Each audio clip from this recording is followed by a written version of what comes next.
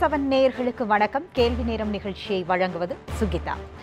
காவல்துறை மானியம் குறித்த இன்றைய விவாதம் சட்டமன்றத்திற்குள் அனல் பறந்ததோ இல்லையோ, சட்டமன்றத்திற்கு வெளியே கடந்த ஒரு வார காலமாகவே காவல்துறையுடைய கோரிக்கையாக பல்வேறு நோட்டீஸ்கள் ஒட்டப்பட்டதும் அவர்களுடைய பல்வேறு கோரிக்கைகள் குறித்து சமூக வலைதளங்களில் பரவியதும் மிகப்பெரிய அளவில் இங்கு ஒரு கேள்வியை ஏற்படுத்தியது.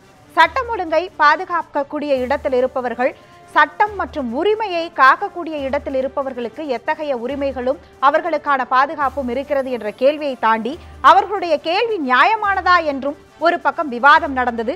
அந்த விவாதத்தை உணர்த்தக்கூடிய அமையில் இன்றைய கேள்வி நேரம் அமைகிறது. அதனுடைய சிறிய தொகுப்பினை இப்போது பார்த்துவிடலாம். தமிழ்நாடு காவல்துறையின் பரிதாபங்கள். இப்படி ஒரு தலைப்பில் தமிழகம் முழுக்க ஒட்டப்பட்ட சுவரொட்டிகள் மக்கள் மத்தியில் பலத்த ஆச்சரியத்தையும் ஆதங்கத்தையும் ஒரு சேர ஏற்படுத்தி இருக்கின்றன. எந்த பிரச்சனை என்றாலும் முன்னால் வந்து நிற்கும் காவல்துறையினருக்கு பின்னால் இருக்கும் பிரச்சனைகள் தான் அந்த சுவரொட்டிகளின் உள்ளடக்கம். 8 மணி நேர வேலை, சம்பள உயர்வு என்பன போன்ற அடிப்படையான கோரிக்கைகளைத்தான் அவர்கள் எழுப்புகிறார்கள். இங்கே அரசை அச்சமூட்டும் அம்சம் எதுவென்றால், தங்கள் பிரச்சனைகளுக்காக போராட தனி சங்கம் அமைத்துக் கொள்ள வேண்டும் என்பதுதான். இந்த இடத்தில் 2 கேள்விகள் எழுகின்றன. சங்கம் வைத்து போராட வேண்டிய நிலையில்தான் தமிழக காவல்துறையினரின் நிலை இருக்கிறதா என்பது முதல் கேள்வி.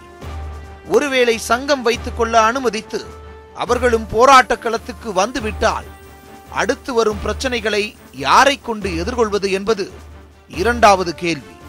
இந்த இருவரும் கேள்விகள்தான் இன்றைய கேள்வி நேரத்துக்கான களத்தையும் 5 அழுத்தமான கேள்விகளையும் எழுப்புகிறது. காவல்துறையினரின் உடனடி தேவை கோரிக்கை நிறைவேறலா, சங்கமா? காவல்துறைக்கு சங்கம் வைக்க அனுமதிப்பதில் அரசுக்கு என்ன பிரச்சனை? சங்கம் வைத்து விட்டால் காவலர்கள் போராட்ட களத்துக்கு வந்து விடுவார்கள் என்ற அச்சத்தில் நியாயம் இருக்கிறதா? தென்னிந்தியாவிலேயே தமிழக காவலர்களுக்குத்தான் குறைந்த சம்பளமா? போராடுவதற்கு சங்கம் கேட்கும் காவலர்கள் மற்ற போராட்டங்களை முறையாகத்தான் அணுகுகிறார்களா? இன்னும் பல கேள்விகளோடு இன்றைய கேள்வி நேரம் பயணிக்கிறது. தற்போது கருத்துரையாளர்களை அறிமுகப்படுத்தி விடலாம். காவல்துறையுடைய கோரிக்கைகள் குறித்து பேசுவதற்காக ஓய்வு பெற்ற அதிகாரி அவர்கள் ரவீந்திரன் அவர்கள் அரங்கத்தில் இருக்கிறார். அதன் பிறகு பத்திரிகையாளர் ஷியாம், அதிமுக அம்மா அணியிலிருந்து கோவை செல்வராஜ், திமுக மற்றும் சிறைத்துறையை கண்காணிக்கக்கூடிய அதிகாரியாகவும் இருக்கக்கூடிய கண்ணதாசன் அவர்கள், இணைப்பில் அரசியல் விமர்சகர் பெருமாள்மணி ஆகியோரும் நம்முடன் இணைந்திருக்கிறார்கள். நிகழ்ச்சியை தொடங்கலாம். முதலில் காவல்துறை அதிகாரி ஓய்வு பெற்றவர் ரவீந்திரன் அவர்களிடமிருந்து தொடங்கலாம்னு நினைக்கிறேன்.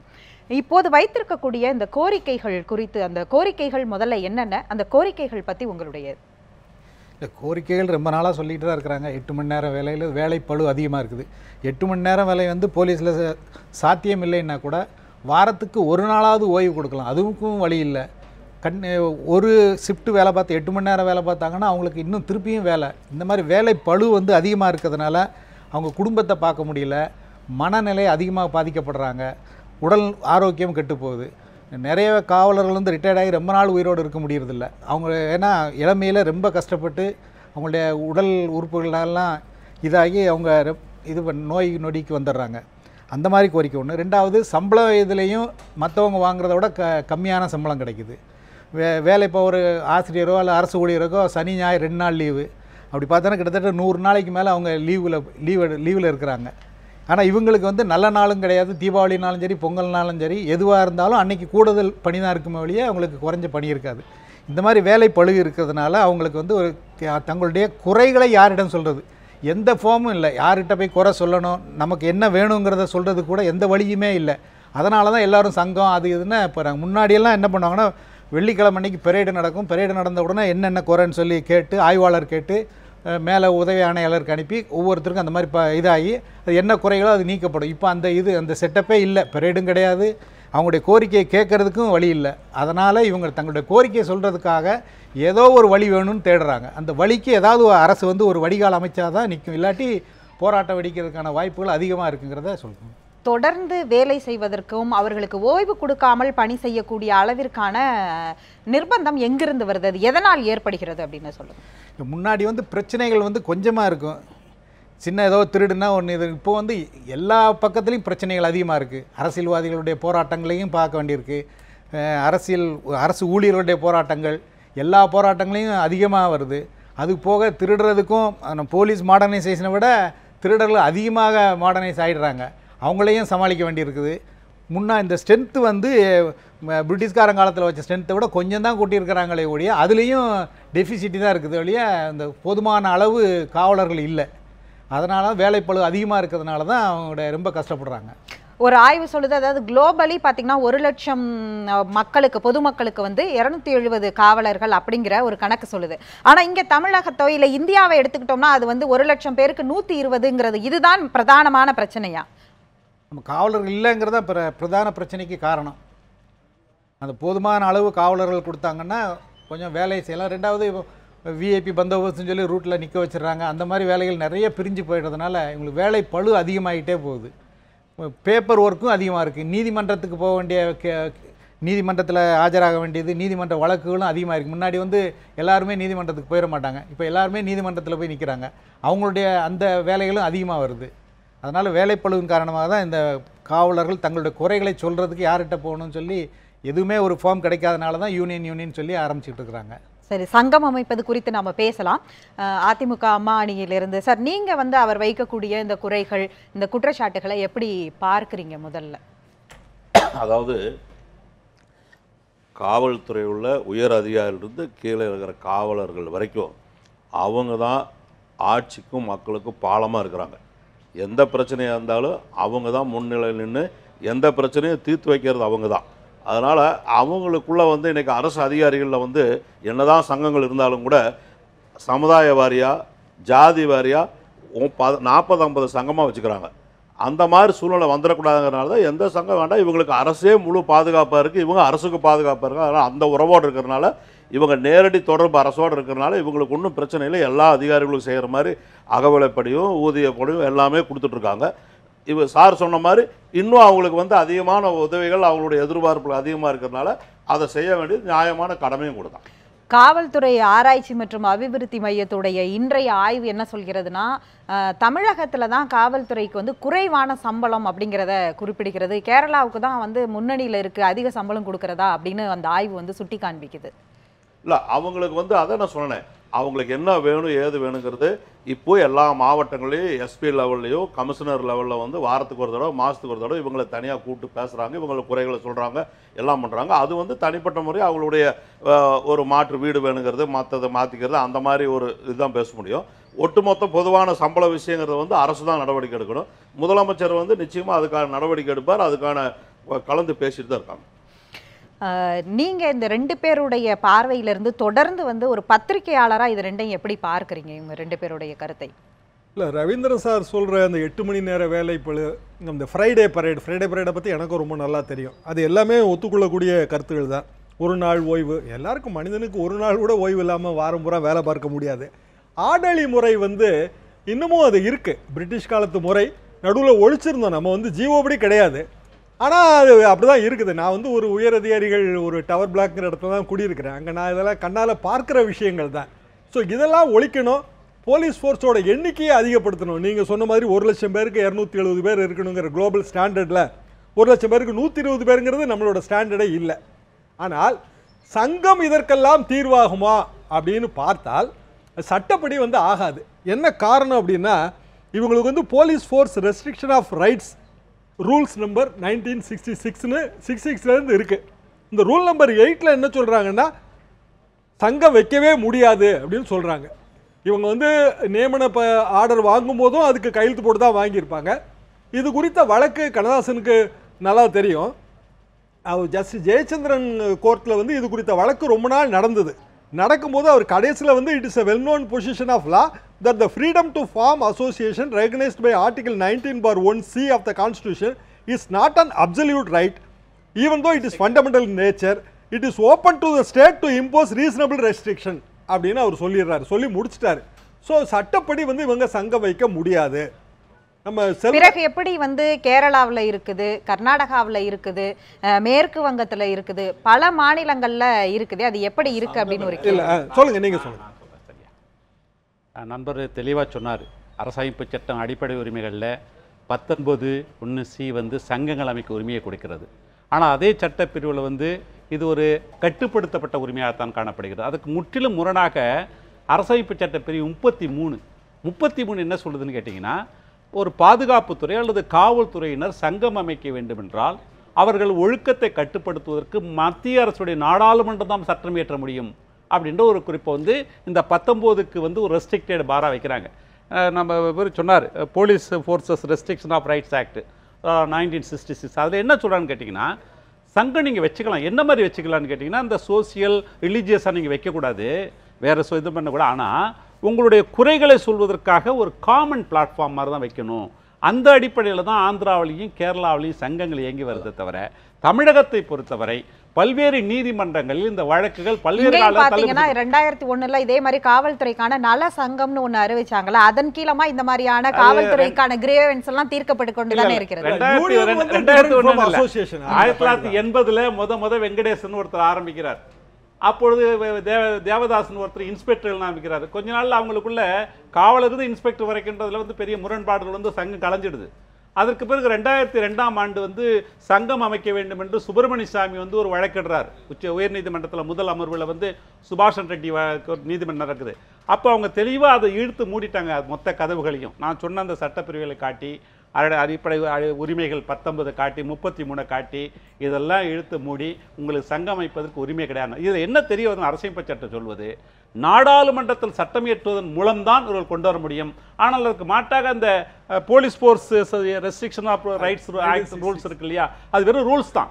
அந்த ரூல்ஸில் வந்து ஒரு லிமிட்டெட் பர்பஸ் தான் இவங்க சங்கம் அமைக்க முடியுமே தவிர ஒரு இப்போ இந்த பர்கெனிங் பவர் அவங்களுக்கு கிடையாது. அதாவது போட்டி போட்டுலாம் கிடையாது. நாங்கள் என்ன சொல்கிறோம், இதை மாதிரி காவல்துறைக்கு மிக குறைவான வாய்ப்புகள் உள்ள நிலையில் எந்த அரசாக இருந்தாலும் இதை கவனித்திருக்க வேண்டும். இப்பொழுது காரணம் கிடையாது, ஒரு காலகட்டத்தில் படிக்காதவங்க தான் பெரும்பாலும் வந்து காவல்துறைக்கு வர்றது ஒரு சூழல் இருந்தது. யாருமே இல்லாத இராணுவத்துக்கு போகிறது காவல். இப்போ வந்து அதிக படிப்பது கான்ஸ்டபிள் பார்த்தீங்கன்னா எம்இ பிஇ படித்தவங்கலாம் இருக்கிறாங்க, நிறைய பேர் வராங்க. அப்படி வரும்போது இயல்பாகவே மனித உரிமைகள் குறித்த ஆக்கங்கள்லாம் படிக்கிறாங்க. அப்போ அவர்களுக்கு பார்க்கும் பொழுது நான் அதிகம் படுத்துகிறேன், மிக குறைவான பணியை செய்கிறேன், அதிக நேரம் வேலை செய்கிறேன், என்னுடைய ஊதியம் குறைவாக இருக்கின்ற அவர்களுடைய கோரிக்கைகள் குறித்து எந்த பிரச்சனையும் இல்லை, அதெல்லாம் நியாயமான கோரிக்கைகள். இப்ப என்ன கேள்வி வருகிறது என்றால், நாடாளுமன்றத்தில் தான் சட்டம் இயற்றி இதை கொண்டு வரணும் அப்படின்னா பக்கத்துல இருக்கக்கூடிய மாநிலங்கள் அவங்க மட்டும் எப்படி இதை பண்றாங்க? நான் சொல்றேன், அதாவது அது யூனியன் வந்து வேற, நலச்சங்கங்கிறது அசோசியேஷன்ங்கிறது வேற.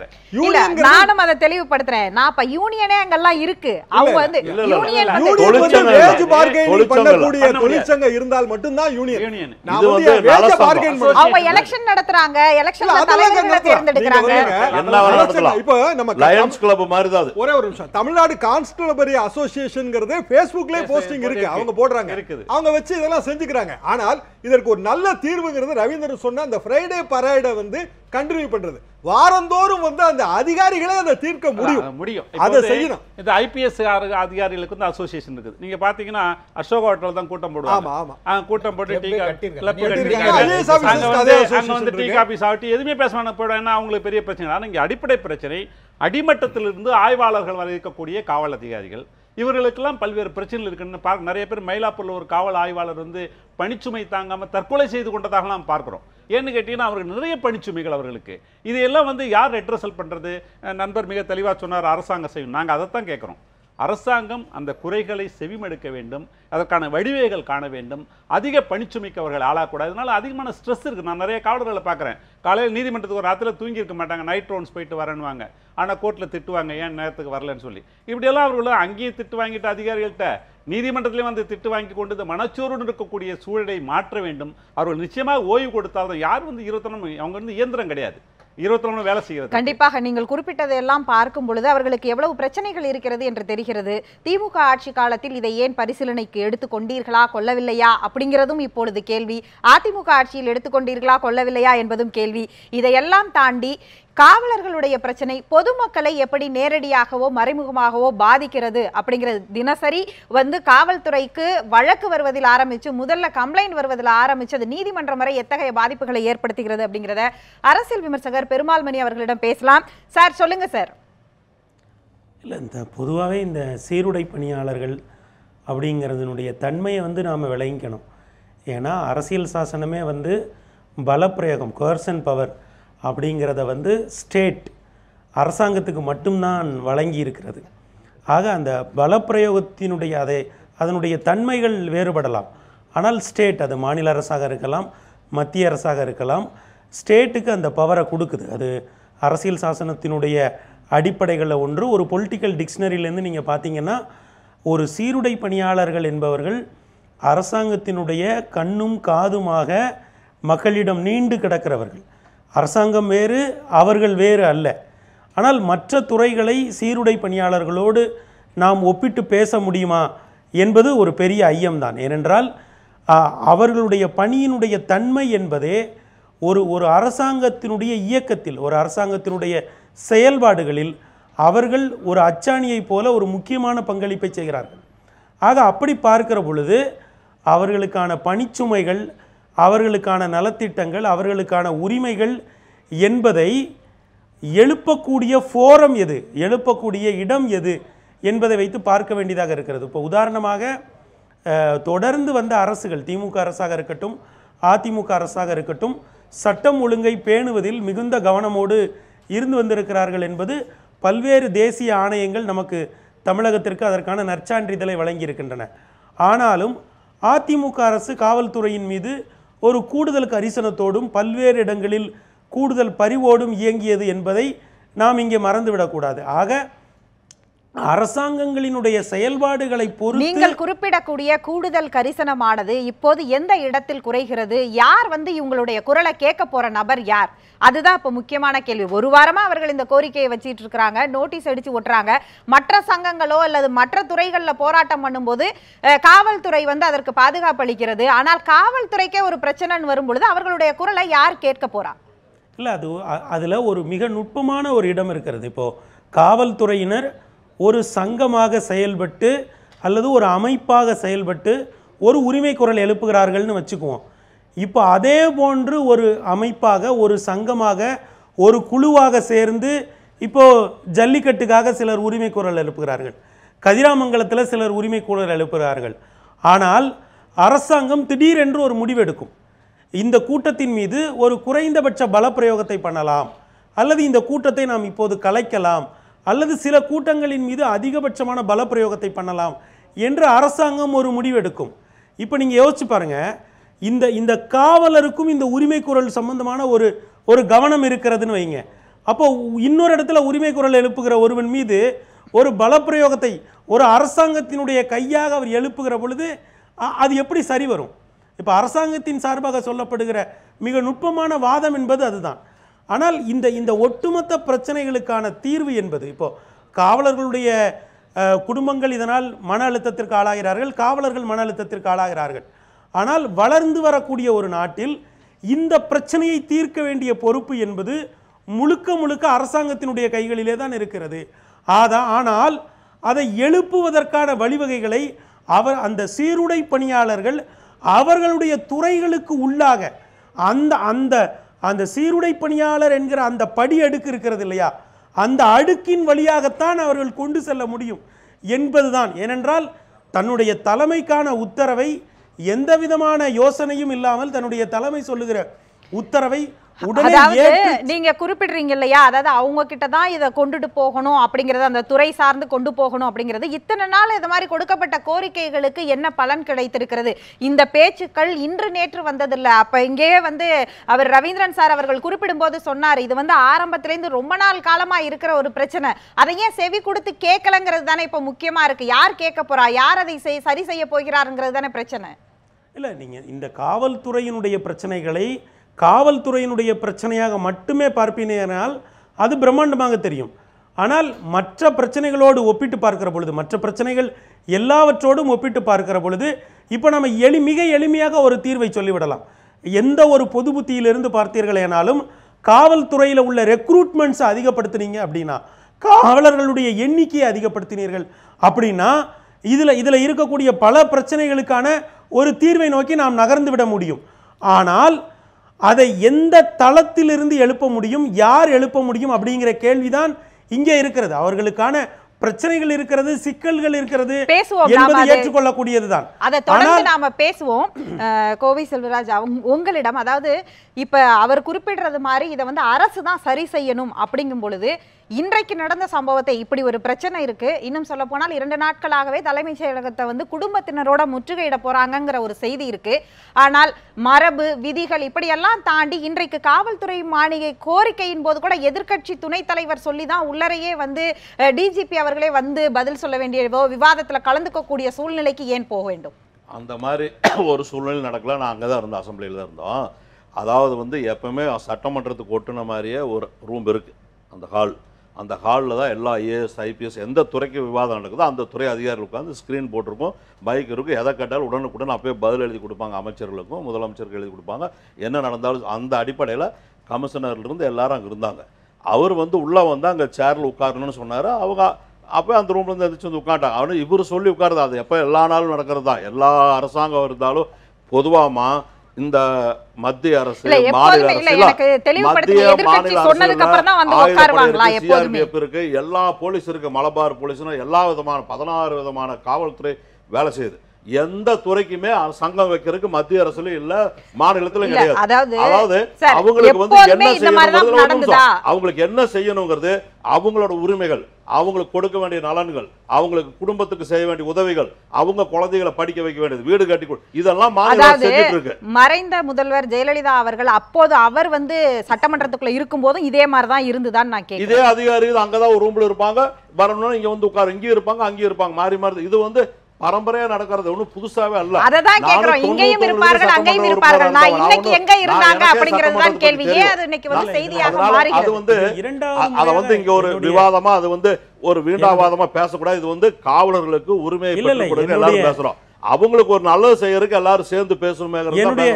அது வேற மாதிரி பேசினா நான் நிறைய பேசிட்டு வருவேன். அது மாதிரி பேச வேண்டியது இல்ல. ஒவ்வொரு வருஷமும்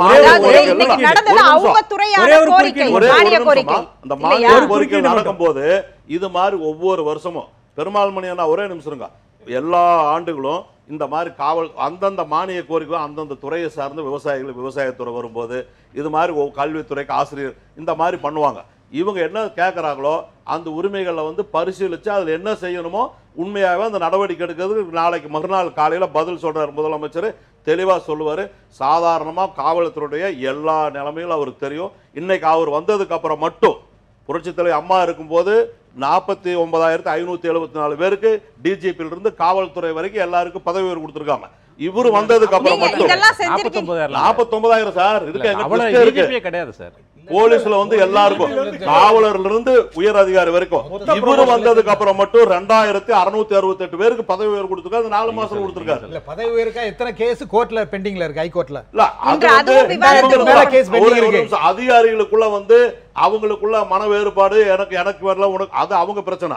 அதுக்கு நாங்க போல அதிகாரிகளுக்கு வந்து பதவி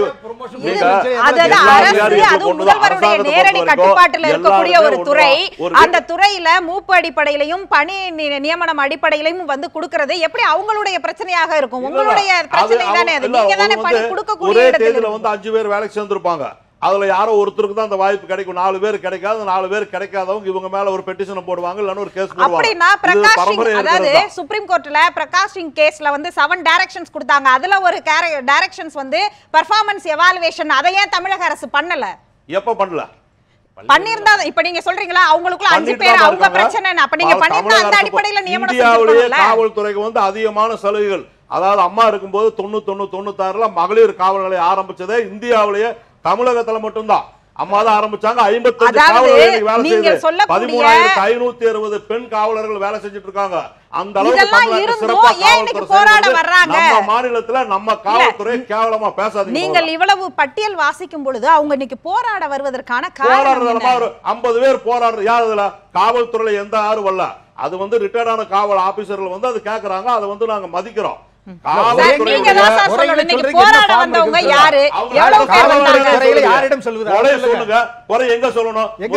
அனுமதி வாங்க, நேரா வந்து எங்களுக்கு இந்த மாதிரி இருக்குது செய்யுங்கன்னு கேளுங்க. டிஜிபி கிட்ட கேளுங்க. இது என்ன சட்டமன்றத்துக்கு முன்னால சும்மா ஒரு 50 பேர் கோஷம் போடுறதா முறையா?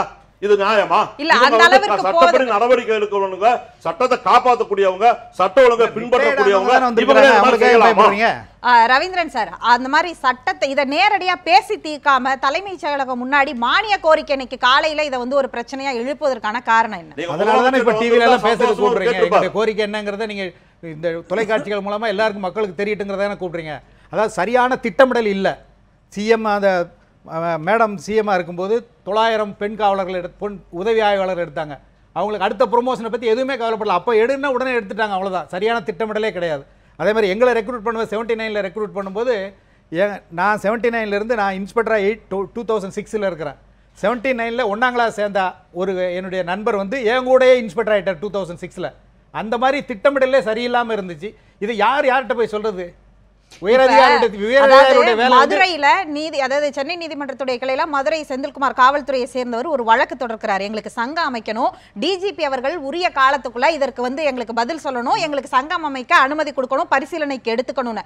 அப்ப நீதிபதி சுப்பையா அவர்கள் 2 தரப்புல கேட்கிறாங்க, அரசு தரப்புலையும் கேட்கிறாங்க, டிஜிபி கிட்டையும் கேட்கிறாங்க.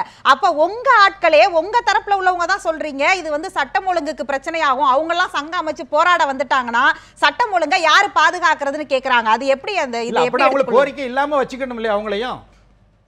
அவங்களுக்கு கோரிக்கை இருந்தா அதை நிறைவேற்றணும் இல்லையா? எந்த வழியில நிறைவேற்றுறது, யாரிடம் நிறைவேற்றுறது? இவங்களை அரசிட்ட சொன்னாலும் போதில்லை, உயர் அதிகாரிகிட்ட சொன்னாலும் முடியல, நீதிமன்றத்திற்கு போய் கண்டெம்ட் ஆஃப் கோர்ட் போட்டாலும் நடக்க மாட்டாங்க. அது எங்களுக்கு நான் 2013 இந்த பதவி உயர்வுக்காக ஒரு கேஸ் போட்டிருக்கிறோம்.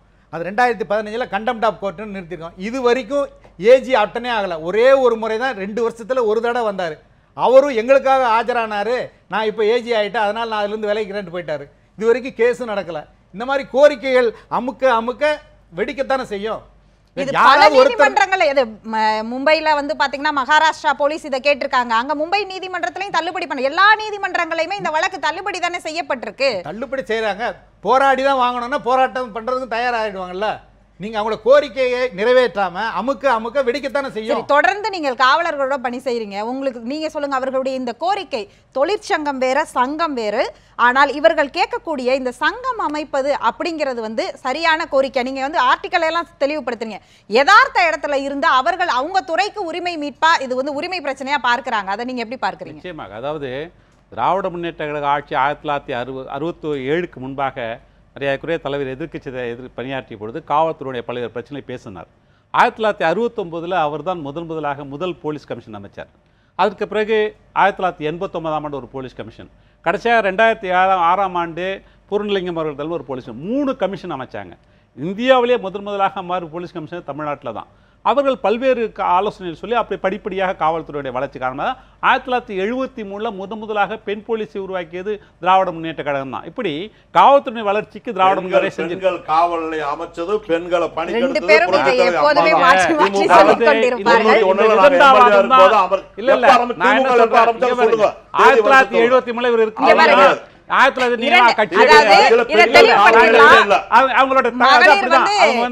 மகளிர் பெண் காவல்துறை அமைத்தது அவர்கள், காவல் நிலையத்தை அமைத்தது திமுக. இத வந்து திமுக தலைவர் கருணாநிதி அவர்கள் ஒரு இடத்துல வந்து 2006 மானிய கோரிக்கையில எதிர்கட்சிகள் மாதிரி, அதாவது ஆளும் கட்சி எல்லாத்தையும் மறைக்கிறது மாதிரி நான் மறைக்க விரும்பல, ஆனா வந்து அவர்கள் காவல் நிலையங்களை அமைத்ததை அவர் வந்து காவலர்கள் இது பண்ணதை சுட்டி காமிச்சு அதை நான் ஏத்துக்கொண்டு, ஆனால் இன்னும் காவலர்களுக்கு இவ்வளவு கோரிக்கைகளை ஏன் பேசல, அதாவது பணியிடத்துல இறந்தவருக்கு 1 லட்சம் ரூபாய் ஏன் இன்னும் கொடுக்கலங்கிற ஒரு பிரச்சனையின் போது பேசி இருக்கிறாரு. அது அவை குறிப்பில் இருக்கு. அதுதான் இருக்கு. நான் என்ன சொல்ல வரேன், மகளிரை உருவாக்க காவலர்களை 1973 காவல் நிலையங்கள் உருவாக்கப்பட்டதான் அவர் சொல்லலாம். அதை தான் அவர் மாத்தி சொல்றாரு.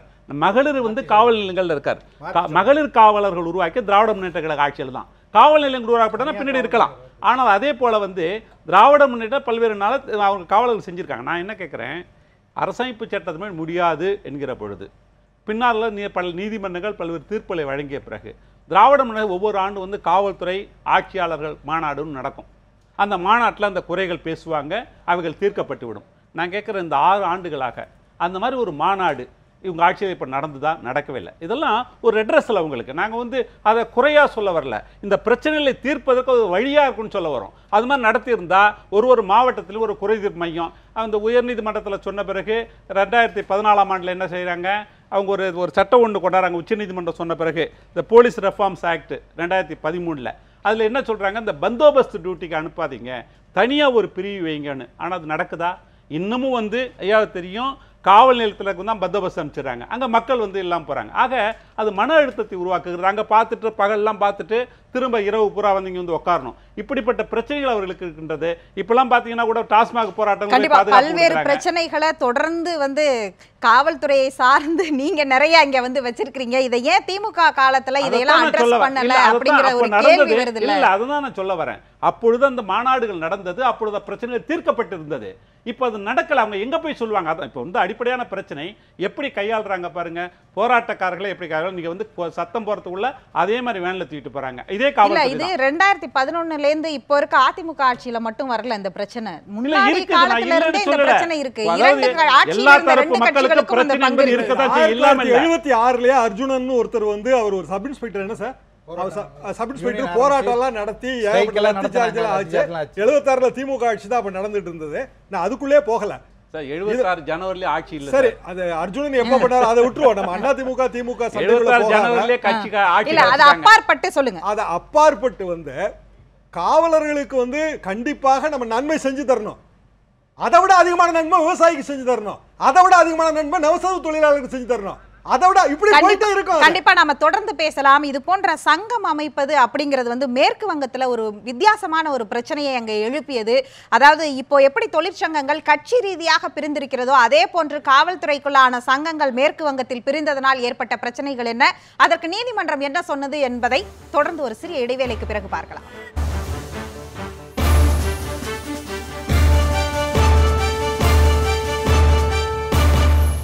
மீண்டும் கேள்வி நேரம் தொடர்கிறது. ரவீந்திரன் சார், அதாவது நீங்கள் நாங்கள் போராட்டம் வெடிக்கும், போராட்டத்திற்கும் தயாராகும் அப்படிங்கிற குரலை நீங்கள் முன் வச்சிங்க. இப்படி தான் ஒவ்வொரு துறையிலையுமே போராட்டங்கள் அந்த துறை சார்ந்த உரிமைகள் மறுக்கப்படும் போதும் நடக்குது. ஆனால் அந்த போராட்டங்களை எல்லாம் காவல்துறை எப்படி அணுகுது அப்படிங்கிறது இந்த இடத்துல கேள்விக்குட்படுத்தணும்ல? இல்லை, எங்கள் உரிமை அவங்கள கண்ட்ரோல் பண்ணுறதுக்கு தான் எங்களை வச்சுருக்கிறாங்க, நோ டவுட். ஆனால் அவங்களுக்குன்னு ஒரு ஃபார்ம் இருக்குது, அவங்களுடைய கோரிக்கைகளை சொல்கிறாங்க, எல்லாமே சொல்கிறாங்க. இவங்களுக்கு கோரிக்கை சொல்கிறதுக்கே இடமில்லைங்கிறதுனால தான் சொல்கிறோம். இப்போ ஒரு அசம்பிளி நடந்த உடனே முன்னாடி தமிழக முதலமைச்சரே ஒரு நாள் எல்லாரையும் கூப்பிட்டு, அதாவது போராட்டக்காரர்களை நீங்க எப்படி அணுகுறீங்க? உங்களுக்கு இப்ப தெரியுது இல்ல, எங்களுடைய உரிமைகள் மறுக்கப்படுது, நாங்க போராடுவோம் அப்படின்னு நீங்க சொல்றீங்கல்ல, இந்த போராட்ட காலத்துக்கு நீங்க வர தயாராவீங்களா? இப்படித்தான் ஒவ்வொருத்தவங்களும் அவங்களை எப்படி அணுகுறீங்கிறது. அப்படின்னா போலீஸே தேவையில்லையே, மத்தவங்க போராட்டத்தெல்லாம் நாங்க அங்கீகரிக்கணும்னா போலீஸே தேவையில்லை, நீங்க பண்ணிட்டு போகணும். இல்ல இல்ல, அது இப்ப நாங்க போராட்டத்தை நீங்க அங்கீகரிங்கங்கிறதுல போராட்டத்தை அணுகும் முறை, அதாவது ஒரு மதுக்கடைக்கு எதிரான போராட்டத்துல ஒரு பெண் ஒரு காவல்துறை அதிகாரி அங்கேயே அறையிறாரு. ஆனா அதுக்கப்புறம் அந்த நேரம் அது பின்பலனை பாருங்க, அரசியல்வாதிகள் பின்னாடி இருக்கிறதுனால தான் அந்த மாதிரி இல்ல. அப்ப நீங்கள் ஒத்துக்கொள்கிறீர்களா காவல்துறை ஒவ்வொருவருக்கு பின்னாடியும் அரசியல்வாதிகள் இருக்கிறார்கள் என்பதை நீங்க ஒத்துக்கிறீங்களா? நிச்சயமாக. நீங்கள் 2 பேரும் தான் அதற்கு நீங்க பதில் சொல்லணும். அதுக்கு முன்னாடி வரதுக்குள்ள அப்ப காவல்துறை சுயமாக செயல்படுறதுக்கே நீங்க முதல்ல போற உங்களுடைய கோரிக்கை முதல்ல அதுதானே இருந்திருக்கணும். இல்ல, ஏன் தவறு செய்தவங்க நடவடிக்கை எடுக்காம இருக்காங்க? அதுக்கு பதவி உயர்வு வேற கொடுக்கப்பட்டிருக்கு, அதை எப்படி எடுத்துக்கொள்ளுங்க? அதான் சொல்றாங்க, அதான் பின்பலன். அரசியல்வாதி ஒரு சில அரசியல்வாதி இப்படி செய்வதனால் அவர்களுக்கு நன்மை கிடைக்குதுன்னா போலீஸ்கார பேர் என்ன செய்வாங்க? அதானே செய்வாங்க. நியாயம் நேர்மை பார்த்து செய்ய முடியுமா? தவறு செய்வர்களுக்கு தான் நீங்க முதல் உரிமை கொடுத்தா அதே மாதிரி தான் எல்லாரும் நடக்கணும்னு நினைப்பாங்க. அதாவது அரசியல்வாதிகளுடைய உதவி உங்களுக்கு இருக்குங்கிறத நீங்களே ஓபன் ஸ்டேட்மெண்டா சொல்லும் பொழுது நாளைக்கு சங்கம் கொடுக்கும்போது அரசியை அச்சுறுத்துவதற்கான ஒண்ணா மாறாது அது. ஆமா, ஒரு சிலர் மட்டும் அனுபவிக்கிறது எல்லா போலீஸும் அனுபவிக்கட்டும்ங்கறான். நீங்க தான் ஒரு அரசியல்வாதிக்கு பின்னாடி போற ஒருத்தருக்கு மட்டும் தான் அந்த சலுகை கிடைக்குது. ஆனால் இவங்க யூனியன் வச்சு எல்லாருக்கும் கொடுப்பாங்க இல்லையா? அப்ப இது மூலமா அரசுக்கு ஒரு பெரிய அச்சுறுத்தலா இருக்கும், இல்ல சட்டம் ஒழுங்கு பிரச்சனைக்கு வழிவகுக்கும் அப்படிங்கறதையெல்லாம் நம்ம யோசிக்க பரிசீலனையில் எடுத்துக்கிறது. யூனியன்னா உடனே ஸ்ட்ரைக் பண்ணணும்னு அவசியம் இல்லை. ஒரு நல சங்கம் மாதிரி வச்சோ அல்லது ஆளுகின்றவர்கள் அதிகாரிகளை நீங்கள் குறைகளை கேட்டு எங்களுக்கு சொல்லுங்கள் என்று உத்தரவு போடலாமா? 2 பேரும் அவர் அந்த டீடைல்டா இப்ப வாசிச்சு காமிச்சாங்க. சட்டத்தை பாதுகாக்கக்கூடிய யூனியனே வேண்டாம், யூனியன் பேர்லயே வேண்டாம், நல சங்கம்னு வச்சுக்கிட்டோம், அவங்களோட கோரிக்கைகளை கேட்கலாம். இருக்குங்க, தமிழ்நாடு கான்ஸ்டபிள் அசோசியேஷன் நல சங்கம் இருக்கு, அந்த மாதிரி நீ Facebookல இருக்குது. நாங்க ரிட்டையர்ட் ஆபீசர் நாங்க தான் வச்சிருக்கோம். அது வேற இல்ல. சொசைட்டிஸ் ரெஜிஸ்ட்ரேஷன் ஆக்ட் கீழ அவங்க ரெஜிஸ்டர் பண்ணிருக்காங்க. எப்படி அது ரெகனைஸ் ஆகாதுன்னா கவர்மெண்ட் வேஜ அவன் நெகோசியேட் பண்றதுக்கு அந்த சங்கத்துக்கு உரிமை இருந்தால் மட்டும்தான் ஆகும். எத்தனையோ தொழிற்சங்கம் இருக்குங்க, திமுக தொழிற்சங்கத்துக்கும் அண்ணா திமுக தொழிற்சங்கத்துக்கும் ரெகக்னிஷன் கொடுத்துருப்பாங்க. இப்ப பல்லவன் எடுத்துக்கங்க, மற்றதுக்கு சில இதுக்கும் கொடுத்துருக்க மாட்டாங்க. இதுதான் இயற்கை. எத்தனை மெம்பர் இருக்குன்னு அவங்க பார்ப்பாங்க. இவங்க ரிட்டையர்மெண்ட் அசோசியேஷன்ங்கிறது வேற.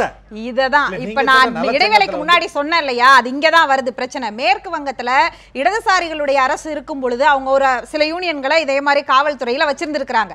அதன் பிறகு வந்த மம்தா பானர்ஜி திரிணாமுல் காங்கிரஸ் அவங்க ஒரு யூனியனை கொண்டு வராங்க. அப்ப வந்து என்ன செய்யறாங்கன்னா இடதுசாரிகளுடைய யூனியன் 2 வந்து தடை பண்றாங்க மம்தா பானர்ஜி. இல்ல போலீஸுக்கு யூனியன் நம்ம அலோவ் பண்ணோம்னா எல்லா கட்சியும் வந்து அதுக்குள்ள வரத்தான் செய்யும். அதுதான் இப்ப கேள்வி. அப்ப நாளைக்கு இப்பவே அரசியல் தலைவர்கள் ஒவ்வொரு காவல்துறையா தனித்தனியா அதிகாரிகள் பின்னாடி அரசியல் தலைவர்கள் இருக்காங்கன்னா தனித்தனியா யூனியன் இருப்பாங்களா? ராணுவத்துக்கு அப்ப யூனியன் இருப்பீங்களா? ராணுவத்துக்கு யூனியன் இருப்பீங்களா? இல்ல வெஸ்ட் பெங்கால் நடக்குது, தமிழ்நாட்டிலே நடக்குது. வெஸ்ட் பெங்கால்ல சொன்னீங்க 1975 சித்தார்த்த சங்கர் தான் ஃபர்ஸ்ட் அங்க வந்து அந்த யூனியன்லாம் டீரெகனைஸ் பண்றாரு. அதற்கப்புறம் 1970 ஜோதிபாஸ் வந்த பிறகு மீண்டும் அந்த 3 சங்கங்கள் அங்க அதான் பிரச்சனை. 3 சங்கங்கள் இல்ல அதுக்கப்புறம் வருது 3 சங்கங்கள் இருக்குது. திரிணாமுல் காங்கிரஸ் வர பொழுது ஒரு முறை இவங்க லால் பஜார்ல என்ன பண்றாங்கன்னு கேட்டீங்க, ஒரு பிரச்சனை வருது. சங்கங்கள் காவல்துறை சாலையில சண்டை போடுறாங்க, பொதுமக்கள் வேடிக்கை பார்த்தாங்க. உடனே இந்த காரணத்தை வச்சுட்டு இவங்க திரிணாமுல் ஆட்சியில மரியாதைக்குரிய மம்தா பானர்ஜி அவர்கள் என்ன பண்றாங்க, சங்கங்களை டீரெகனைஸ் பண்ணிடுறாங்க. அதற்கப்புறம் அவங்க சங்கம் ஒன்று உருவாக்குறாங்க. இடதுசாரிகளுடைய 2 சங்கங்களை மட்டும் தடை பண்றாங்க. நீதிமன்றத்துக்கு போகும்போது நீதிமன்றத்துல கேள்விக்குள்ளாகுது. அதை எதிர்த்து நீதிமன்றம் போனபோது கல்கத்தா ஹைகோர்ட் கேட்டுச்சு, அந்த மாதிரி டீரெகனைஸ் பண்ணது அரசமைப்பு சட்ட விரோதம்னு சொல்லி அந்த டீரெகனைஸ் பண்ணிட்டாங்க. அதுக்கு மாறாகத்தான் அவர்கள் ஒரு சங்கத்தை அவர்கள் கட்சி சார்பாக இருக்காங்க. இப்ப என்ன நடக்கும்னு கேட்டீங்கன்னா, இப்படி இவர்கள் சங்கத்தில் அரசியல் நுழைந்து விடும் என்ற ஒரு அச்சமும் இருக்கிறது. அதையும் நாம் எடுத்துக்கணும். நீங்க தான் சொன்னீங்க அவர்களுடைய குறைய பேசுறதுக்கு ஒரு அமைப்பு தேவை அப்படினீங்க. அந்த அமைப்புக்கு இப்ப அந்த கேள்விக்கான பதில் இந்த கேள்வியில அடிபட்டுச்சு. அந்த அமைப்பு ஏற்கனவே உள்ள கட்டமைப்புல உருவாக்கப்பட்டு இருந்தது முதல்ல. இப்பொழுது நாளாக நான் ஏற்கனவே சொன்ன மாதிரி நிறைய படிச்சவங்க உள்ள வர்றதுனால அவங்களுடைய கோரிக்கைகள் தொடர்ந்து இத குறித்து பெருமாள் மணி அவர்களிடம் பேசலாம்.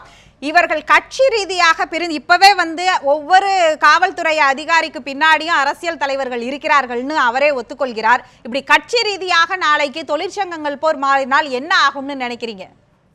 இல்லை, இது வந்து எல்லா சங்கங்களுமே எதிர்கொள்ளக்கூடிய அடிப்படையான பிரச்சனை தான்.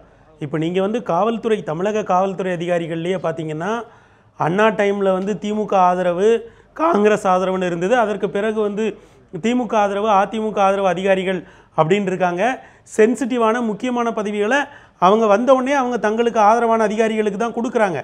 ஆனால் அந்த கட்டமைப்பையும் கீழே இருக்கக்கூடிய காவல்துறையினுடைய கட்டமைப்பையும் நாம் ஒப்பிட்டு பார்க்க முடியாது. என்னென்னா இதில் நுட்பமான ஒரு இடம் என்ன நான் நினைக்கிறேன்னா, காவல்துறை இந்த காவல் சட்டங்கள், இந்த காவலர் சீருடை பணியாளர் கட்டமைப்பை உருவாக்கிய ஆங்கிலேயர்களுடைய பார்வையே இன்றைய ஆட்சியாளர்களுக்கும் தொடர்வதுதான் இதுல ஒரு முக்கியமான காரணம் நான் நினைக்கிறேன்.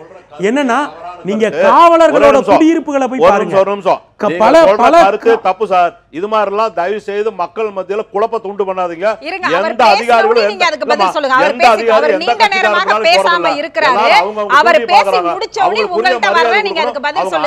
அதிகாரிகள் அவங்க வந்து ஒரு காவல்துறை அரசியல் விமர்சகரா பேசுறது வந்து இவர் பேசுறது நியாயம் இல்ல, ரொம்ப கண்டிக்கிறேன் நான். அவர் பேசுறத சொல்லிட முடியாது சார். எல்லாருக்கும் கருத்துரிமை இருக்கிறது. அந்த கருத்துரிமை நம்ம கொடுத்துதான் ஆகணும். மக்கள் பிரச்சனை தான் பேசணும். எப்படி அதிகாரி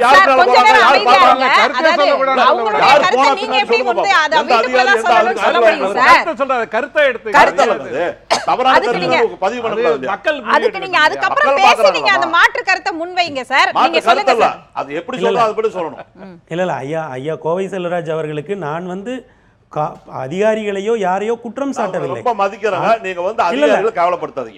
இல்ல நான் வந்து எதுவுமே தவறாக சொல்லலை. என்னன்னா ஒரு சார்பு அரசு ஆட்சிக்கு வந்தாலும் இருக்கிறவங்க இல்ல ஒரு சார்பு இருக்கிறது.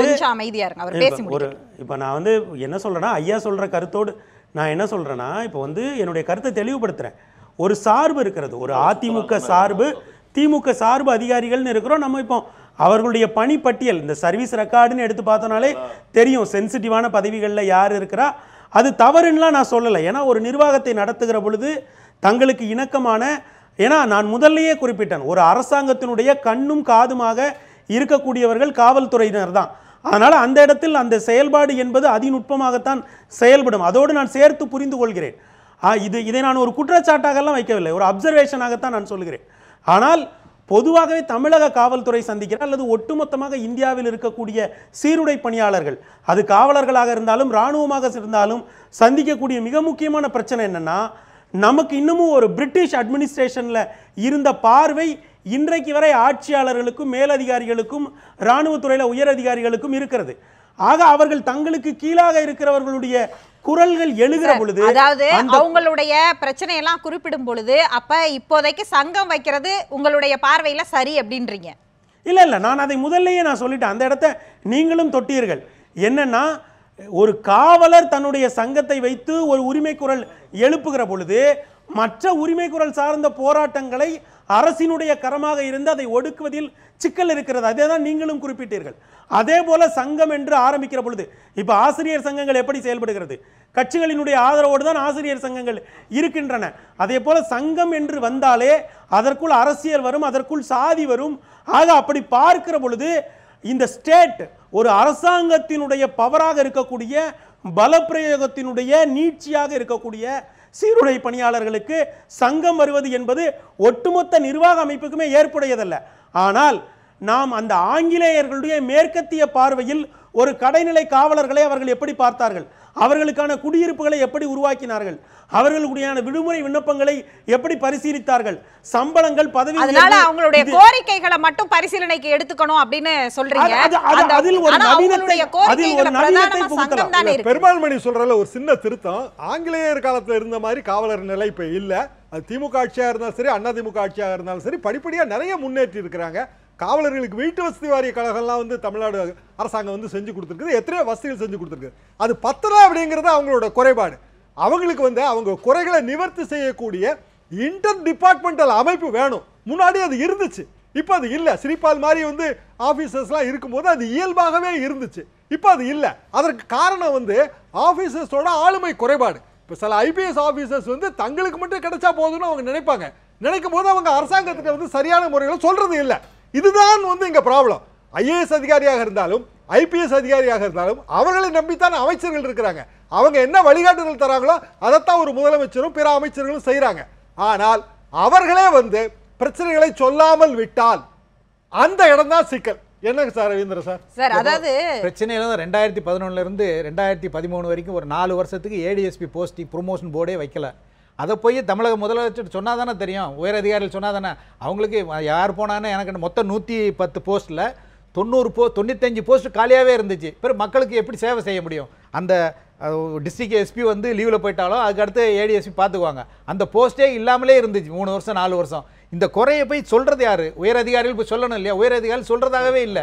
தனக்கு நேரம் கிடைச்சா தனக்கு உண்டானதான் வாங்கிக்கிறாங்களே ஒழிய, தனக்கு எக்ஸ்டென்ஷன், தனக்கு அடுத்த பதவி தான் பார்த்தாங்களே ஒழிய, இதை செஞ்சாதான் பொதுமக்களுக்கு சேவை செய்ய முடியுங்கிறத சொன்னா தானே முடியும். இப்ப இந்த நிகழ்ச்சியோட சிறப்பு என்ன தெரியுமா? இதை கேட்டுட்டு இருக்கிற கோவை செல்வராஜ் நாளைக்கோ இல்ல இன்னைக்கு நைட்டோ கூட வந்து முதலமைச்சர்கிட்ட அவரால் சொல்ல முடியும்.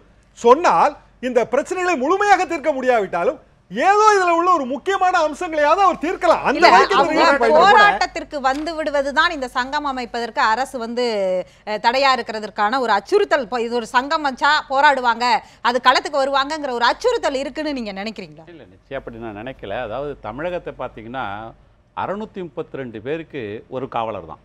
அப்போ அந்த வேலை பணிச்சுமை பார்க்கணும். நான் சொல்றதெல்லாம் எப்பொழுது அரசமைப்பு சட்டப்படியோ அல்லது வேறு சட்டங்கள் படியோ காவலர்களுக்கு சங்கங்கள் அமைப்பதில் இடர்பாடுகள் இருக்கிறது என்றால் ஒரு மாவட்ட வாரியாக அவருடைய குறைகேட்புடைய இதெல்லாம் செய்யலாம். முந்தையெல்லாம் பார்த்தீங்கன்னா சொன்ன மாதிரி வெள்ளிக்கிழமையில் பரேடு பண்ணுறதெல்லாம் இப்போ காவல்துறை அதிகாரிகள் உயர் அதிகாரிகள்லாம் பார்த்தீங்கன்னா எந்த இது கேட்கறது கிடையாது. இதுதான் அடிப்படையான பிரச்சனை. அது எடுத்துக்கொண்டு முறையாக அரசுக்கிட்ட சொல்லக்கூடிய தன்மையும் இல்லை. இப்படிப்பட்ட பிரச்சனை தான் இவர்களை தெருவுக்கு வர வச்சிருக்குது. ஆக இது ஒரு தோற்றுவாயாக அரசு எடுத்துக்கொள்ளலாம். இங்கே ஏதோ பிரச்சனைகள் இருக்கிறது, அந்த பிரச்சனைகளை நாம் கேட்டு செய்ய வேண்டும் சொல்லலாம். பல்வேறு பிரச்சனைகளும் சொல்ல முடியாது. பார்த்தீங்கன்னா அவங்க குடும்பங்கள் சார்ந்து பணிமாற்றங்கள், திடீர் இதெல்லாம் எவ்வளோ நடக்குது, கலவரங்களை அடக்க போகும்போது காயங்கள் ஏற்படுவது, இப்படி பல்வேறு பிரச்சனைகள் அவர்கள் இருக்கிறது. இவற்றையெல்லாம் ஒரு டெட்ரஸல் ஃபார்மும் கண்டிப்பாக வைக்கணும். அப்படி வைத்தால் மட்டும்தான் இப்படி இந்த சங்கங்களை நிச்சயம் கேட்கறதுக்கான வாய்ப்புகள் குறைவாக இருக்கும். அப்படி நீங்கள் போராட்ட களத்துக்கு வரும், உங்கள்கிட்ட தான் சார் இந்த கேள்வி, அப்படி போராட்ட களத்திற்கு வரும்பொழுதும் அப்பையும் இதே போன்று லேசான தடியடி, மென்மையான தடியடி, இப்படியான ஒரு பிரயோகங்கள்லாம் இருக்குமா? கட்டாயம் இருக்கு. அது நடந்ததானே, நடந்த கதை தானே. போலீஸ் அடிச்ச சரித்திரம் இருக்குது. இல்லன்னு சொல்லல. 75 தெரியல. யூனியன் வைக்கணும்ல, தங்களுடைய குறைகளை கேட்கறதுக்கு ஒரு ஃபார்ம் வேணும். அதுக்காக யூனியனாக வச்சாதான் அடுத்ததுக்காக வருவாங்கங்கிறது தான் வந்துகிட்டு இருக்கிறாங்க. இப்போ 10 வருஷமாக தமிழக முதலமைச்சர் பதக்கம் வந்து கொடுப்பாங்க. 10 வருஷம் எந்த ஒரு சார்ஜ் இல்லாத ஒரு காவலருக்கு வந்து கொடுப்பாங்க. அது இது வரைக்கும் கொடுக்கல. கிட்டத்தட்ட 12,000 பேர் கொடுக்கல. அதனால ஒரு காவலருக்கு வந்து 24,000 ரூபாய்க்கு மேலே நஷ்டம். அவங்க எஸ்எஸ்ஐ ஆயிட்டாங்கன்னா அவங்களுக்கு கிடையாது. இதை யார் போய் சொல்றது? உயரதிகாரிகள் அவங்களுக்கு கவலையே கிடையாது, சொல்ல மாட்டாங்க. உங்களுடைய கோரிக்கைகள் எல்லாம் நியாயமா இருந்தாலும் இந்த ஆடலி முறையை ஒரு கோரிக்கையா வச்சிருக்கீங்க. அது யார் வந்து இதுவரைக்கும் வலியுறுத்தினது? அதை தான் பெருமாள் மணி அவர்கள் சுட்டி காண்பிக்கிறார். பிரிட்டிஷ் காலத்தருடைய இன்னும் தொன்று வரக்கூடிய விஷயங்கள்ல இந்த ஆடலி முறை இருக்கு அப்படின்னு. இன்னைக்கும் வந்து உயரதிகாரிகளா பேசுறவர்கள் அதிகாரிகளாக இருக்கும்போது என்ன செஞ்சாங்க அப்படிங்கிறது கேள்வி வருது. அந்த காவலர்களுக்கு பதிலாக தனியாக அதுக்குன்னு ரெக்ரூட் பண்ணாங்க. ரெக்ரூட் பண்ணி எடுத்து வச்சுக்க சொன்னாங்க. அவங்களையும் வச்சுக்கிட்டாங்க. இப்போ இவங்களும் இருக்கிறாங்க. அவங்க அதுக்கு ரெக்ரூட்மெண்ட் அயல் பணிகள் மத்திய அரசு பணிகள் செய்யக்கூடிய காவல்துறை ஐபிஎஸ் அதிகாரிகள் பார்த்தீங்கன்னா அங்கேருந்து 2 பேர் வாங்கிக்கிறது, ஸ்டேட் கவர்மெண்ட்லேருந்து 2 பேர் ஆர்டர்லி வாங்கிக்கிறது. ஆக இங்கே வேலை செய்வதற்கானது இது பார்த்தீங்கன்னா கிட்டத்தட்ட நான் பெருமாள் மணி அவர்கள் சொன்னது இந்த காலனிய முறையை பற்றி தான் பேசலாம் நான் நினைக்கிறேன். ஏன்னு கேட்டிங்கன்னா இப்படி அவர்களை காவல்துறைகள் ஒரு அடிமை முப்பாமை கொண்டு சென்று அவர்களை வீட்டு வேலை வைத்துக் கொண்டால் என்ன பணிக்கு அமர்த்தப்பட்டார்களோ அது இயலாம போகுது. அதனால இந்த ஆடலை முறை முற்றுமாக ஒழிக்கப்படும் திராவிட முன்னேற்ற ஆட்சி காலத்துல ஒரு திட்டம் கொண்டு வரப்பட்டது. ஆனால் என்ன காரணத்தினால் தெரியல அது பின்னாடி கைவிடப்பட்டது. என்ன திட்டம் கொண்டு வரப்பட்டது, ஏன் கைவிடப்பட்டது? அதுவும் சுயமரியாதை பேசக்கூடிய திமுகவுல திட்டம் கொண்டு வந்து நாங்க கைவிடல, திராவிட கொண்டு வரப்பட்டது பின்னர் கைவிடப்பட்டதுன்னு சொல்றேன் நான். இல்ல இது ஆர்டர்லி முறைன்னு காவல்துறையில பேர் இருக்கு. ஆனால் எல்லா அரசு துறைகளிலும் கீழே பணியாற்றுற இப்போ ஓஏங்கிற போஸ்ட் இருக்கு. ஓஏங்கெல்லாம் என்ன பண்றாங்க? வீட்டு வேலை தான் பாக்குறாங்க. பிள்ளைகளை கொண்டு போய் ஸ்கூல்ல விடுறாங்க, காய்கறி வாங்கிட்டு வராங்க, இஸ்திரி பண்ண துணியை கொண்டு வந்து வைக்கிறாங்க. ஆர்டர்லின்னு பேர்ல நீதிபதிகள் வீட்டுல நீதிபதிகள் வந்து மீன் குழம்பு வைத்து தர சொன்னதும் உள்ளாடைகளை துவைக்க சொன்னதும் இங்கே வந்து செய்திகளானதெல்லாம் அதெல்லாம் நமக்கு நினைவுக்கு இருக்கிறது. தொடர்ந்து இங்க வைத்த அவ்வளவு கோரிக்கையும் அவர் வேற உங்களுக்கு உத்தரவாதம் வேற கொடுத்துட்டாரு. நீங்க உடனே போய் முதல்வர் கிட்ட இதெல்லாம் சொல்ல போறீங்க அப்படின்னு. அதை வந்து நீங்கள் எப்படி எடுத்துக்கொள்கிறீர்கள்? இங்கே வைக்கப்பட்டிருக்கக்கூடிய அத்தனை வாதங்கள், அவர்களுடைய கோரிக்கைகளை. அதாவதுமா அரசியலுக்கு அப்பாற்பட்டு பொதுவா பேசினா எல்லா ஐபிஎஸ் ஐஏஎஸ் அதிகாரிகளும் வேலைக்கு சேர்ந்துட்டாங்கன்னா அவங்க ரிட்டையர்ட் ஆகிற வயசு வரைக்கும் பணி ஓய்வு பெறுகிற வரை எந்த கவர்மெண்ட் யார் ஆட்சிக்கு வந்தாலும் அவங்கள வச்சுதான் அரசாங்கம் நடத்தணும், அவங்கள வச்சுதான் செயல்படணும். மொழிய அரசாங்கம் வந்துட்டு இவங்களெல்லாம் எடுத்துட்டு எனக்கு வேண்டிய ஆளை கொண்டு வந்து வேலைக்கு போடுறதோ இன்னொரு கட்சி ஆட்சிக்கு வந்து அவங்களுக்கு கொண்டு வந்து யாரும் போட முடியாது. யார் திமுகவில் ஐஏஎஸ் ஐபிஎஸ் இருந்தாங்களோ அவங்களே தான் 2011 அப்புறமும் இருக்கிறாங்க, இன்னைக்கு இருக்கிறாங்க. அதனால இந்த இதுல வந்து அவங்களுடைய குறைகள் என்ன அதை மட்டும் காவல்துறைக்கு இன்னைக்கு பேச வந்தது. நம்ம காவல்துறையோட அதாவது பணிமாற்றம் அதிகாரம் வாய்ந்த பதவிகள்ல எளிதா நடந்துருது. அடிப்படையில இருந்து மேல அவரே இங்க குறிப்பிடுறது அதுதான், வேலை செய்யறவனுக்கு எதுவும் கிடைக்கல அப்படிங்கறதுதான் அவர் ஆதங்கமா வேலை செய்யறவங்களுக்கு அதிகமான அவங்களுக்கு உரிய சலுகைகளும் எல்லாம் கொடுத்துட்டு இருக்காங்க. எதிர்பார்ப்பு அதிகமா இருக்குது. இப்ப காலத்தின விஞ்ஞான உலகத்துக்கு போயிட்டு இருக்கிறனால இன்னும் எதிர்பார்ப்பு அதிகமா வேணும்னு எதிர்பார்க்கறாங்க. இதை விட ஒண்ணுமே ஊதிய வாங்காம 100 ரூபா 150 ரூபா கூலி வேலைக்கு போறவனை பத்தி பேசுறதுக்கு யாருமே இல்ல. அவன் தான் 90% இருக்கிறான். இந்த 10% வந்து அரசாங்க அதிகாரிகள் நம்ம இவ்வளவு வேலை பண்ணிட்டு இருக்கோம். ஆளுநர் மக்களுக்கு அடிப்படை உரிமை இல்லாத கேட்கறதுக்கு உரிமை இல்லாத மக்களுக்கு அரசாங்கம் தான் செஞ்சுட்டு இருக்கு. இந்த காவல்துறையோட கோரிக்கைகள் என்னங்கிறத நான் என்ன சொல்றேன்னா இவங்க வந்து ரோட்ல வந்து எல்லாரும் மாதிரி இவங்களும் ஒரு கோரிக்கை வச்சு போராட்டம் போஸ்ட் ஓட்டுறதை விட இவங்களுடைய கோரிக்கைகளை வந்து முதலமைச்சர் நேரடியாக சந்திச்சு கொடுத்து நாளைக்கு மறுநாள் அவர் பதில் சொல்றாரு கொடுத்து ஐயா இந்த மாதிரி இருக்கு இது எல்லாம் பாருங்க என்ன ரோட்ல நான் கேக்குறேன் இவங்க போராட்டம் அவர்கிட்ட அனுமதி கேட்டாங்களா? நீங்க அனுமதி கேளுங்க போய் சந்திங்க. சொன்னாரா சாதாரணமா ஒரு நாளைக்கு 200 பேர் சாதாரண பொதுமக்கள் வந்து மனு கொடுக்கறாங்கமா வீட்டுல. அப்படி இருக்கும்போது நீங்க அங்க போய் கொடுக்க கூடாது. நீதிமன்ற அவமதிப்பு வழக்குக்கே பதில் இல்ல. பெரிய விளம்பரம் பண்றதுக்காக வந்து போராட்டம் பண்றதை வந்து ஏத்துக்க முடியாது. நீங்க வந்து உங்க உரிமை உண்மையா இப்ப ஐயா சொன்னாரு 31 நாள் போராட்டம். முதல்ல கேள்வியை உள்வாங்கிட்டு பேசுங்க. நீங்க 2015ல இதே மாதிரி வந்து ஒரு தேசிய அளவுல ஒரு நாளிதழ்ல ஒரு செய்தி வருது, தமிழகத்துல தான் அதிக போராட்டம் நடக்குது அப்படின்னு சொல்லி ஒரு செய்தி வருது. அதிக அளவுல இங்க போராட்டம். அதே மாதிரி எல்லா துறைகள் எந்த துறையும் மிச்சம் மீதி இல்ல. இன்னைக்கு காவல்துறையும் அந்த இடத்துல கொண்டாந்து நிப்பாட்டி இருக்கீங்கங்கிறது ஒண்ணு. என்ன தெரியுமாமா? எல்லா மாநிலத்திலும் அடக்குறான். இங்க வந்து ஜனநாயகப்படி உரிமையா நீங்க போராடுங்க, கோரிக்கை வைங்கன்னு கேக்குறோம். அடக்குமுறை ஆட்சி நடத்தலையே, மக்களாட்சியில நடந்துட்டு இருக்குது. இப்போ இதைத்தான் வந்து மறைந்த முதலமைச்சர் ஜெயலலிதா அவர்கள் எதிர்க்கட்சி தலைவராக இருக்கக்கூடிய ஸ்டாலின் அவர்கள் இந்த கேள்வியை சட்டமன்றத்துல எழுப்பும்போது சொன்னாங்க, இங்க ஜனநாயகம் இருக்கு அப்படின்னு சொன்னாங்க. எந்த போராட்டம் இந்த 4 மாசத்துல இந்த முதலமைச்சர் வந்ததுக்கு அப்புறம் யாரெல்லாம் என்ன போராட்டம் பண்ணாலும் கூப்பிட்டு உட்கார வச்சு பேசி எல்லாரும் முடிச்சு கொடுத்திருக்காரு. எல்லாருமே போராட்டத்தை வாபஸ் வாங்கிட்டு போயிருக்காங்க. சில பேர் வந்து அரசாங்கத்துக்கு எதிர்ப்பா தூங்குற மாதிரி நடிக்கிறாங்களே, அந்த மாதிரி போராட்டத்துக்கு இன்னைக்கு வரைக்கும் தீர்வு இல்ல சார். அதே மாதிரி கதிராமங்கலம் போராட்டத்துக்கு இன்னைக்கு வரைக்கும் தீர்வு இல்ல. நெடுவாசல் போராட்டத்துக்கு கதிராமங்கலம் போராட்டம் என்ன தமிழ்நாடு கவர்மெண்ட் போராட்டமா? அது வந்து ஓஎன்ஜி சேர்த்து போராடுறீங்க. நாங்க வந்து கலெக்டர் கூப்பிட்டு பேசுறாரு, போட்டு வரமாட்டேங்கிறாங்க. கலெக்டர் மதிச்சு முதல்ல என்ன சொன்னாங்க, மாவட்ட ஆட்சித்தலைவர் கூப்பிடலனாங்க. மாவட்ட ஆட்சித்தலைவர் கூப்பிட்டா வரமாட்டேங்கிறாங்க. தமிழக காவல்துறை தானே கைது பண்ணா நடு ரோட்ல குப்பையை போட்டு தீ வச்சு மண்ணெண்ண பாட்டில கையில புடிச்சிட்டு சாக போறீங்க. ஏதாவது ஆயிருச்சுன்னா யார் பதில் சொல்றது? காப்பாத்த வேண்டாமா? இல்ல தமிழக காவல்துறை தானே முன்னாடி மக்களுடைய பிரச்சனையை இல்ல இவங்க ஒரு மக்கள் போராட்டத்தை பத்தி பேசினாங்க. ஜெயலலிதா அவர்கள் கைது செய்யப்பட்டபோது இதோட மோசமா போராட்டங்கள் நடந்துச்சு. அப்படி பார்த்தா நீதிமன்றத்துல இல்ல ஒரே நிமிஷம் உயர் நீதிமன்றத்துல வழக்கறிஞர்கள் போட்டு அடிக்கடி நடிச்சாங்க. ஒரு நீதிபதியை மண்ட உடைச்சு சட்டம் போறதுனாலே நீங்க சட்டம் போறதுனாலே நீங்க சொல்றீங்களா? நான் சொல்றேன் என்ன பண்ணீங்க? நீங்க வழக்கறிஞர் தான். இல்ல ரெண்டு தரப்பு கேட்டதுக்கு பதில் சொல்லுங்க. நான் கேட்டதுக்கு பதில் சொல்லுங்க. இப்ப உடனடி தீர்வு சங்கம் அமைப்பதா இல்ல கோரிக்கைகளுக்கு உடனடியா செவிசாய்க்கிறதா? அடிக்குறாங்க. அவங்களோட தகுதியா தான் சங்கம் அமைப்பதா அல்லது இந்த கோரிக்கைகளுக்கு எல்லாம் செவிசாய்க்கிறதா? சங்கம் அமைப்பதா இல்ல கோரிக்கைகளுக்கு எல்லாம் தமிழ்நாட்டை கெடுக்கிறீங்க. கொஞ்சம் அடுத்தவங்களுக்கு வாய்ப்பு கொடுங்க சார். நிகழ்ச்சியோட நிறைவு பகுதியில வன்முறை தாண்டவமாடி உங்களுடைய உடனடி தேவை சங்கம் வைப்பதா இல்ல போராட்டம் பண்ணாங்கல்ல, உயர் அதிகாரி விட்டு என்ன கோரிக்கைன்னு வாங்கிட்டு வர சொல்லலாம்ல. தமிழக முதலமைச்சர் காவல்துறைக்கு பொறுப்பேற்கிறவர் என்ன கோரிக்கைன்னு கொண்டு வாயா, என்ன அதுக்கு என்ன தீர்வு சொல்லியான்னு சொல்லி உயர் அதிகாரிகளுக்கு ஆர்டர் உத்தரவு போட்டுருக்கலாம்ல. அவர் பேசட்டும். கோரிக்கை என்ன தெரிஞ்சு யூனியனை தவிர மற்ற கோரிக்கை என்ன நிறைவேற்றிட்டாலே யூனியனை பத்தி யாரும் கேட்க மாட்டாங்களே.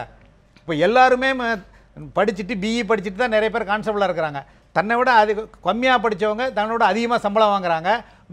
ஒரு வருஷத்தில் 100 நாள் 150 நாள் கூட வேலை பார்க்க மாட்டேங்கிறாங்க.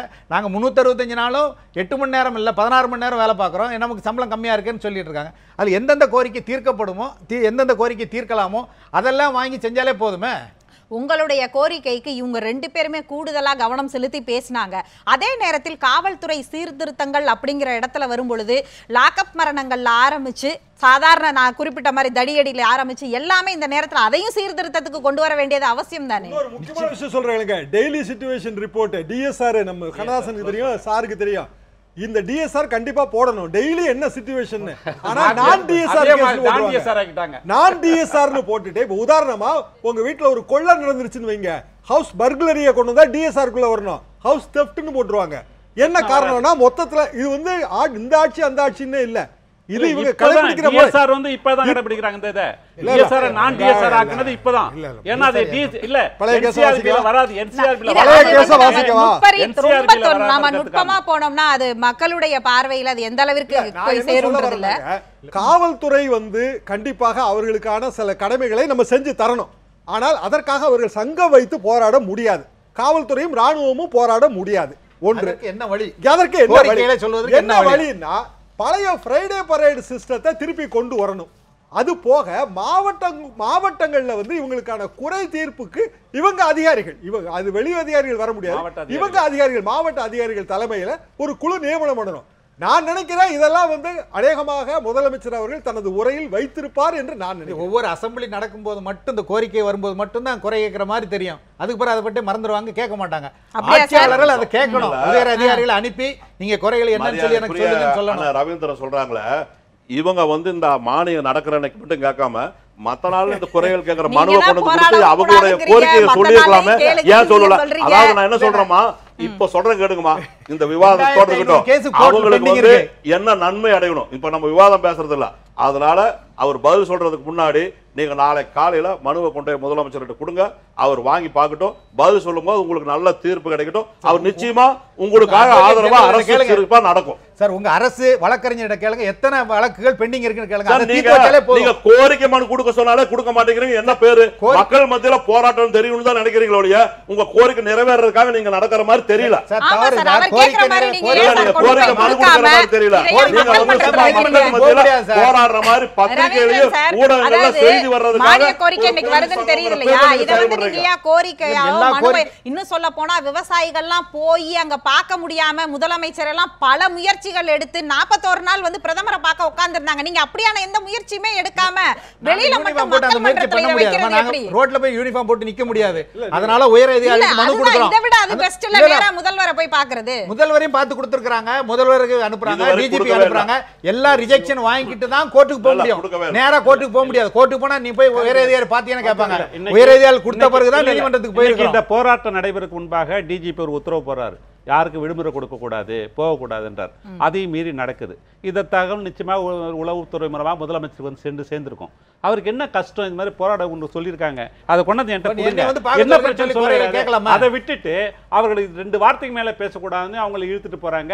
அந்த கோரிக்கை ஒரு அதிகாரி வாங்கிக்கிட்டாரு, முதலமைச்சருக்கு போய் சேர்ந்துச்சா என்னன்னு தெரியல. நாங்க என்ன கேட்கிறோம், இவர் நண்பர் செல்வராஜ் என்ன நினைக்கிறார், நம்ம ஒரு வாதம் நினைச்சா உடனே அவர் வந்து இந்த சண்டை போடுறதுக்கு தயாரா? நான் அது தயாரா இல்லை. நான் அது மாதிரி பேசல. நான் கேட்கறது அதுக்கு பதில் சொல்லுங்க. அவங்க யாரும் போராட்டம் பண்ணல. இப்போ நான் என்ன சொல்றேன், மனு கொடுக்கறதுக்கே நீங்க வெக்கப்படுறீங்க ஒரு முதலமைச்சர்.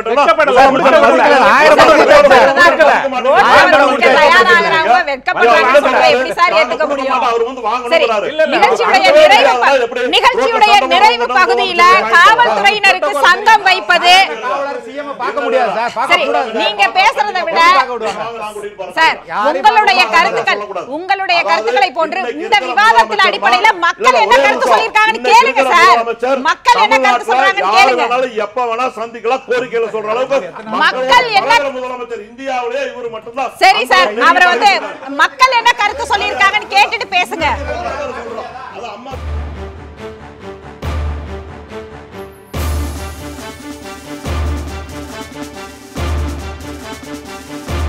நியாயமான கோரிக்கை 29%, அத்துமீறலை ஊக்குவிக்கும் 34%, அரசையே அச்சுறுத்தும் என்று 37% பேர் வாக்களித்திருக்கிறார்கள். நிகழ்ச்சியில் பங்கேற்று கருத்துக்களை உரையாற்றிய அனைவருக்கும் நன்றி.